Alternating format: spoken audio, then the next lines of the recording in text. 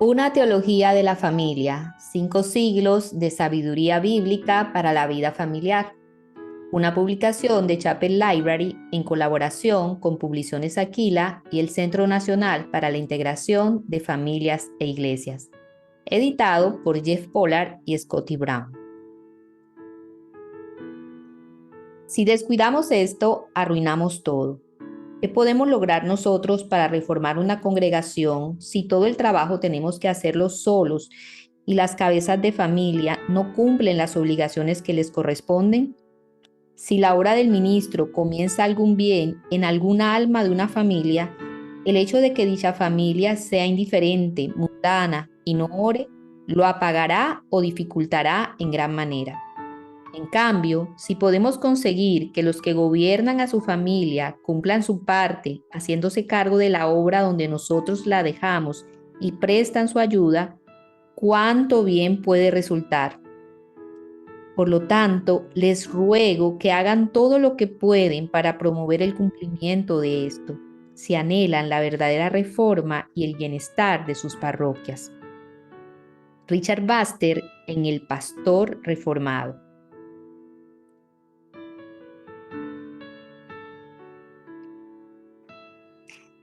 Prefacio. A mediados de la década de los 90, empecé a tomar conciencia de que la iglesia moderna había perdido la doctrina bíblica de la familia. La paternidad, que según la Biblia, estaba muerta. El feminismo determinaba lo que realmente significaba ser mujer. El hecho de ser madre era motivo de desprecio. Los bebés eran marginados como si fueran ladrones de la comodidad y del éxito. Los matrimonios se estaban desintegrando y la institución misma estaba adoptando una nueva definición. Era casi imposible encontrar hombres en la iglesia que entendieran la hombría o la paternidad según la enseña la Biblia.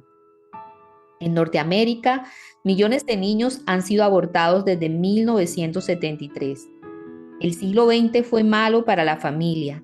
Todas las tendencias iban en la dirección incorrecta y la ignorancia bíblica llevaba a la familia vertiginosamente hacia la destrucción. Edad oscurantista para la familia. La ignorancia bíblica generalizada con respecto a la familia era perturbadora.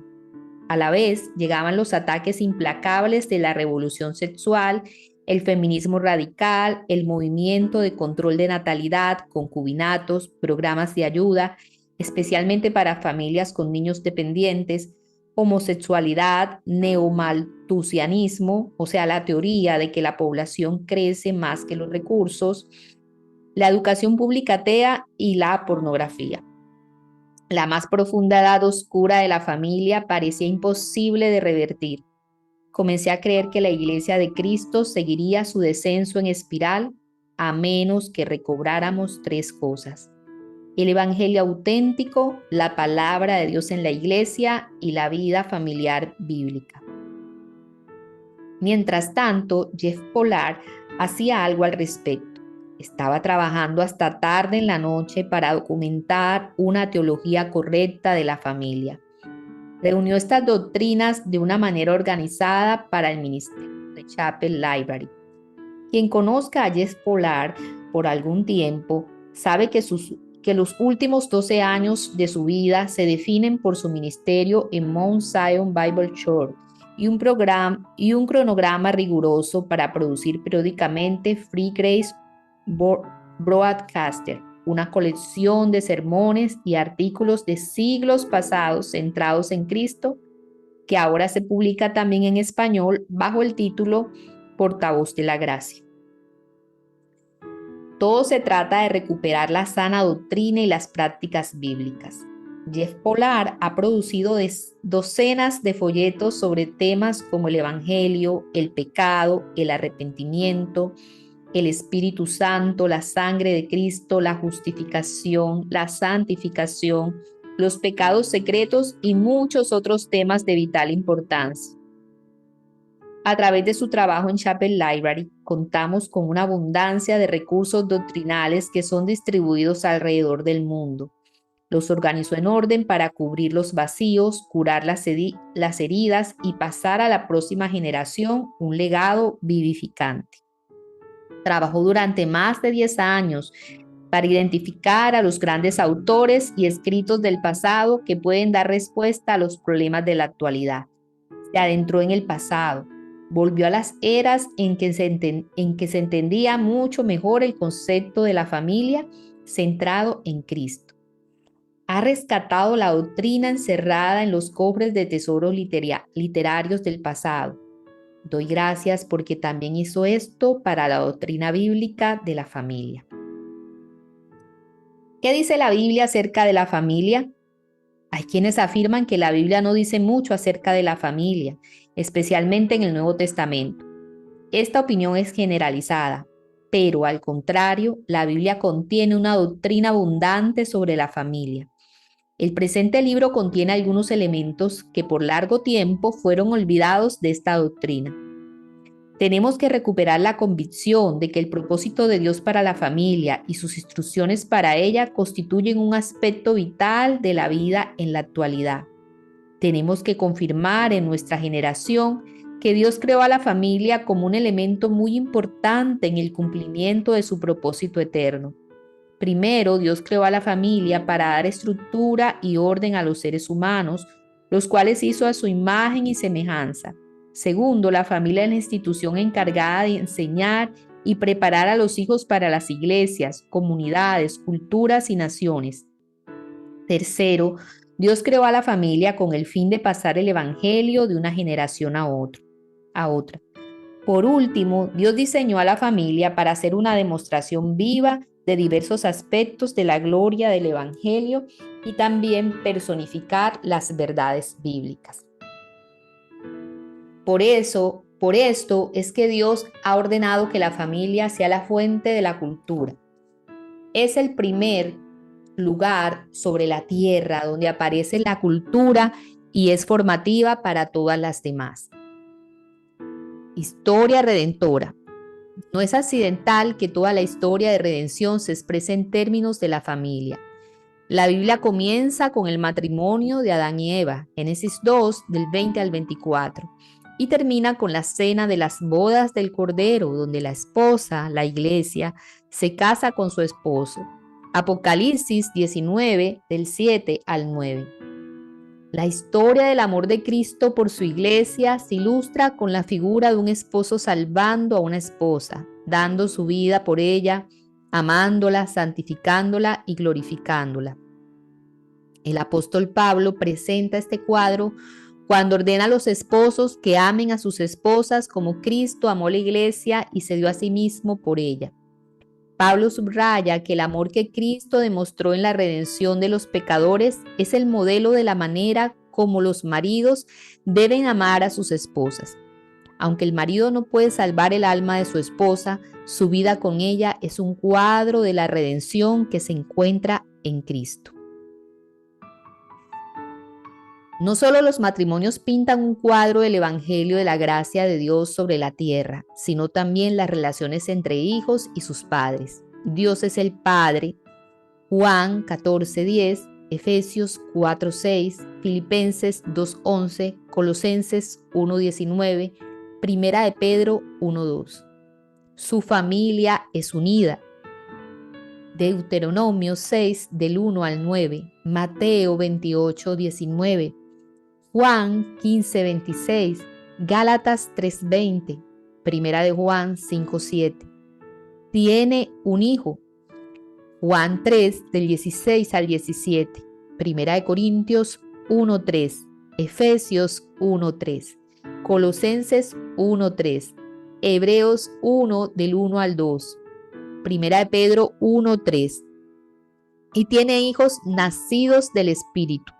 Gálatas 3:26, Primera de Juan 2:28 hasta Primera de Juan 3:3. Estos hijos son hermanos y hermanas y madres en la familia de Dios. Romanos 12:5, Primera de Timoteo 5, del 1 al 2, Primera de Juan 3:14. Son miembros de la familia de Dios sobre la tierra. Juan 14, del 2 al 3. Y Jesús da su vida por su iglesia a fin de presentársela como una novia adornada para su esposo. Apocalipsis 19, del 1 al 10 y Apocalipsis 21, del 1 al 21.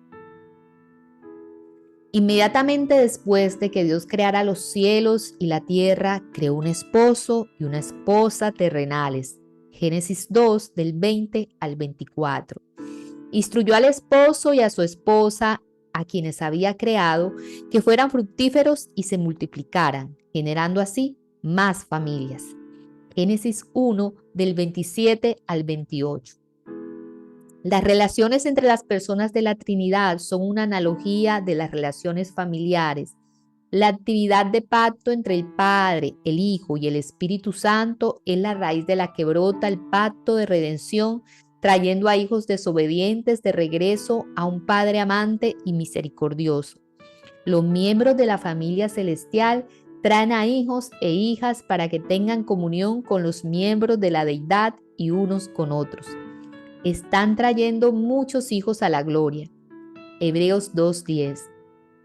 Cuando los discípulos de Jesús bautizan a otros en el nombre del Padre y del Hijo y del Espíritu Santo, literalmente los hacen miembros de la familia de la fe.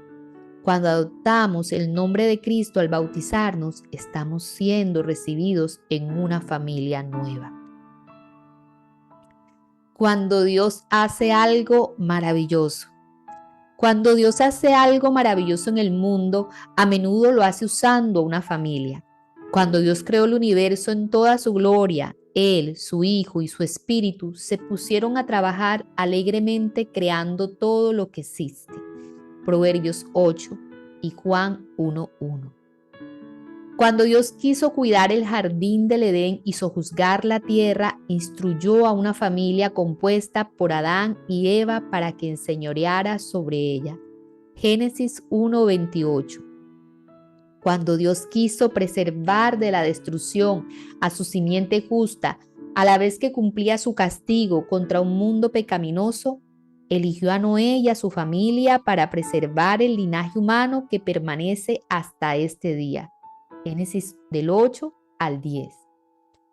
Cuando quiso bendecir al mundo con la justicia que solo por fe, escogió a Abraham, en cuya descendencia todas las familias de las naciones serán bendecidas. Génesis 12, del 1 al 3, Génesis 15, Génesis 17, Génesis 22, 17.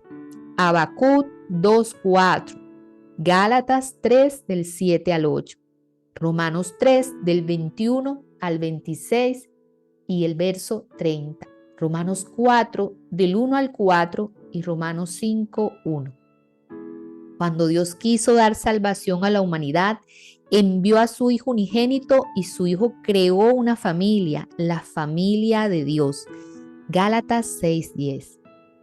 Estableció su iglesia compuesta por hermanos y hermanas, madres y padres espirituales. Esta familia es la iglesia del Dios viviente. Primera de Timoteo 3:15. La familia es un aspecto central del propósito de Dios en la historia de la redención.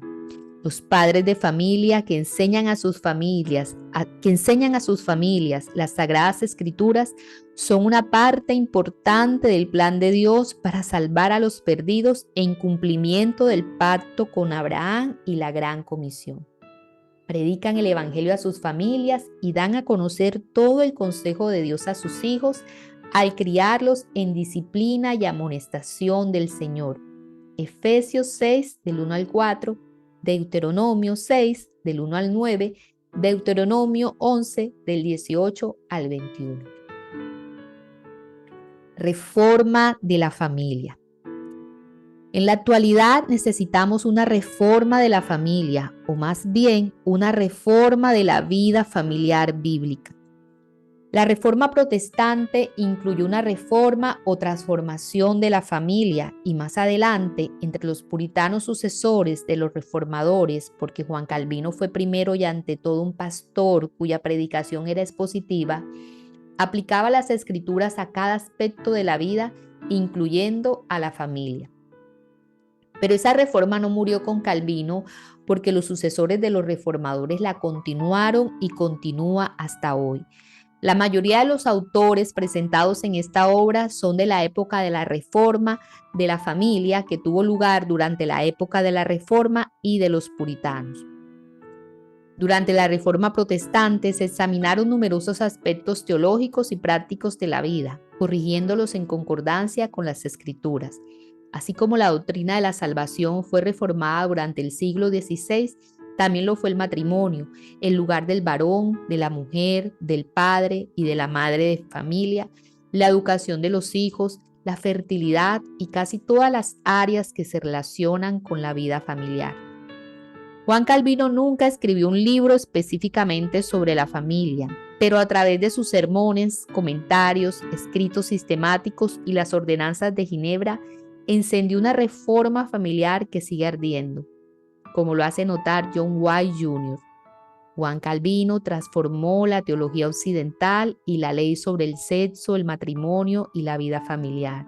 Calvino elaboró una nueva teología y ley general que hacía de la formación y disolución familiar, la crianza y el bienestar de los hijos, la cohesión y el mantenimiento familiar, el pecado y crimen sexual, temas de preocupación esencial para la Iglesia, igual que para el Estado.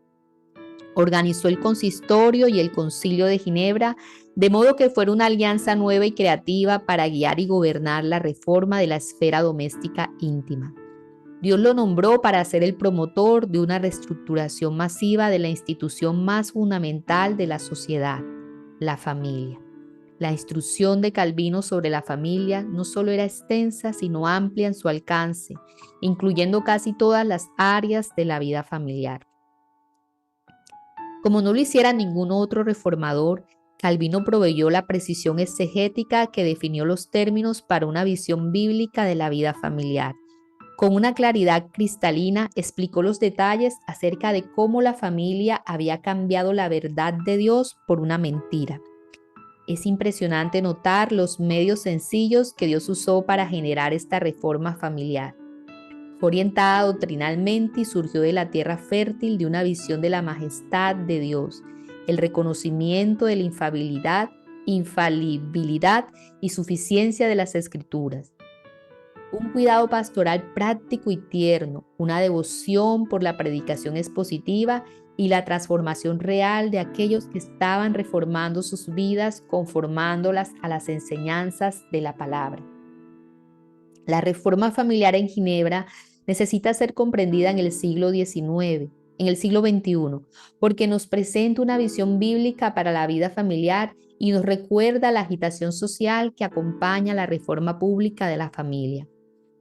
Este tomo es un intento por producir los frutos del avivamiento que tuvo lugar durante la era de la Reforma y del Puritanismo, al igual que el legado de aquellos que después adoptaron su doctrina y su práctica. Durante la era del Puritanismo hubo un avivamiento distinto de la vida familiar bíblica. Esta reforma está detalladamente documentada en muchos libros que fueron escritos sobre el tema. Se alentaba el culto familiar. A los padres de familia se les instruía para que se consideraran a sí mismos como los profetas, sacerdotes y reyes de sus familias.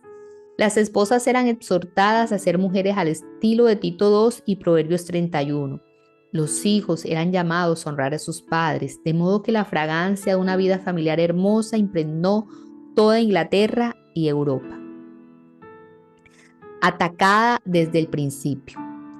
En el jardín del Edén comenzaron los primeros ataques del diablo contra la palabra de Dios que afectaron directamente la institución del matrimonio y el fruto del matrimonio creado por Dios, a saber, la familia. La serpiente convenció a una esposa de que Dios no era bueno y menoscabó su palabra. El marido no protegió a su esposa, que era vulnerable, y el veneno mortal del pecado entró al mundo. Su fruto amargo apareció en la primera generación de los hijos. El primer hijo mayor en la historia asesinó al primer hermano menor. Y el diablo sigue hasta hoy librando una guerra sin tregua contra la familia. ¿Por qué hay un ataque tan incesante contra la familia en la actualidad? ¿Es porque al diablo no le gusta el amor y la comunión en la familia? Principalmente no, sino por lo siguiente.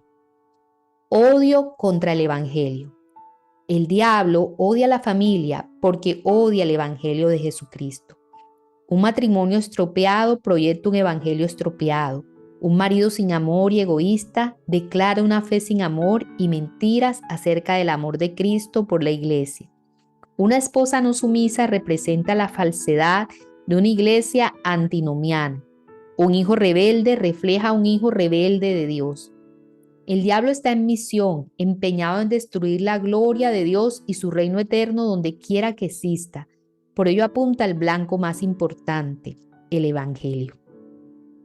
El Evangelio es su principal objetivo porque revela la simiente de la mujer que hirió la cabeza de la serpiente en el Calvario.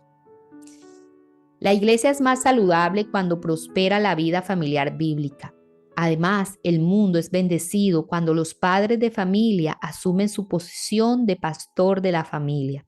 Así como la iglesia de Cristo es la columna y el fundamento de la verdad, la familia bíblica puede ser una salvaguarda bíblica del Evangelio y un campo bendecido y fértil para la evangelización. También la verdad del Evangelio se demuestra por la estructura misma de la familia. Debido a estos factores, no nos sorprenda que el diablo odie los designios y el propósito de Dios para las familias. Genocidio generacional. Satanás quiere destruir a las familias cristianas porque son un conducto de la bendición de Dios para muchas generaciones. Los escogidos de Dios nacen en una familia y Cristo mismo, el Salvador del mundo, llegó a este mundo del vientre de su madre. Los ataques de la serpiente a la familia cristiana siempre tienen implicaciones más amplias que trascienden más allá de una sola generación. Satanás ha estado en guerra contra la simiente de la mujer, Génesis 3:15, desde el principio. La simiente de la mujer es una figura de Cristo y todos los que están en él. ¿Puede pues sorprendernos que Satanás siempre esté procurando destruir esta simiente? Él sabe que el pecado es lo único que puede vencer el impacto exponencial de la simiente santa que se va multiplicando a través de las generaciones. El pecado es la única razón por la cual las familias se desintegran. El pecado está a la puerta y tú te enseñorearás de él. Génesis 4:7. Caín rechazó el consejo del Señor acerca del peligro del pecado cuando albergaba en su mente pensamientos homicidas contra su hermano Abel. El pecado ha sido el origen de cada problema familiar desde que cayó Adán en pecado. Desde el principio, Satanás ha estado ocupado en la empresa de destruir familias. Caín acabó por asesinar a su hermano y este acto brutal y violento fracturó a su familia en las generaciones subsiguientes.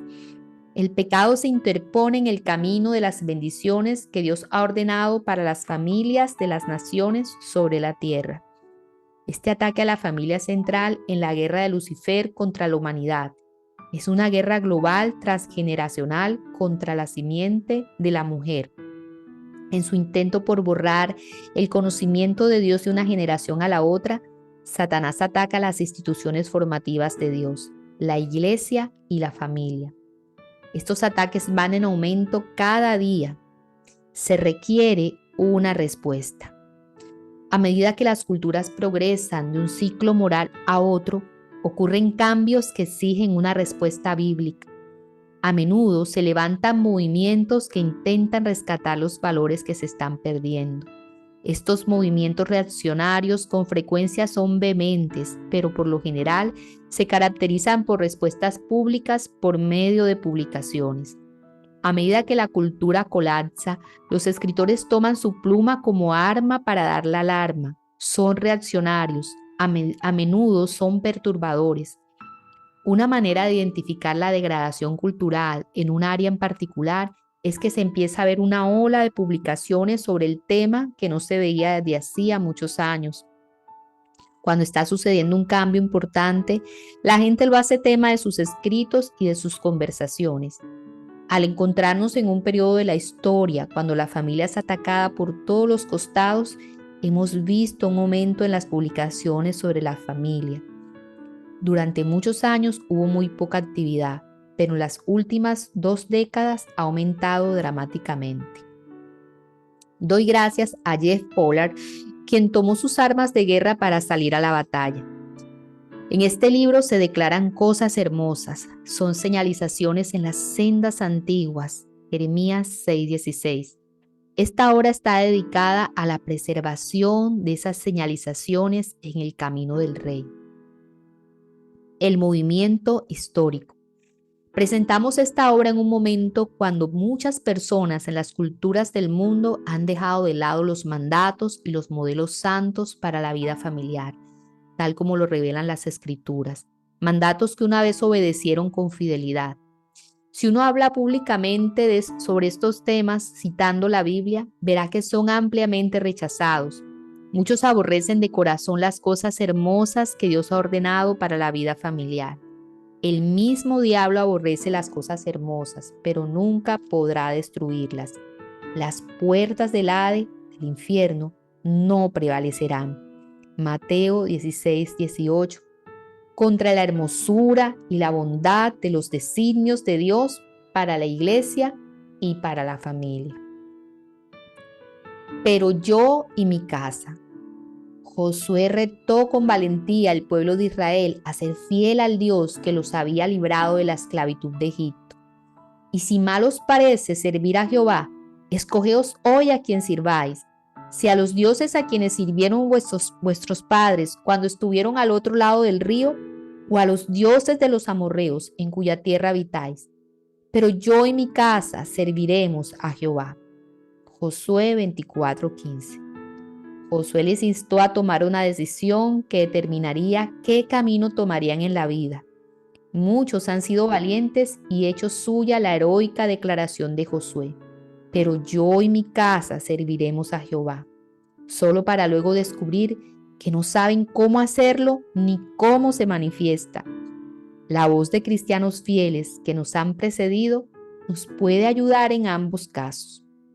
Los artículos en este libro han sido compilados precisamente para instruirnos sobre cómo servir a Jehová, como hombres, mujeres y niños, según la palabra infalible de Dios. Scotty Brown.